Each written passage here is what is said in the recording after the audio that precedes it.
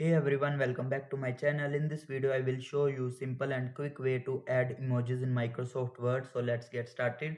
Firstly, go to Start menu. Here you will type for Word. Then open Microsoft Word.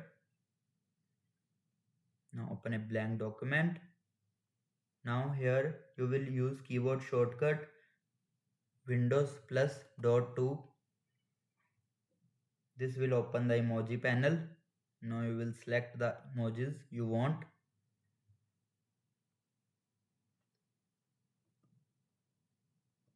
That's it. If you want to add symbols in Microsoft Word, you can simply go to insert. Here you will see symbol. From here you will access the whole symbols which you want. You can add it. Then click on insert. And that's it.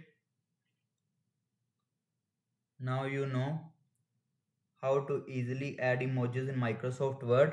If this video helped you, like, comment and subscribe for more tech tutorials. Thanks for watching.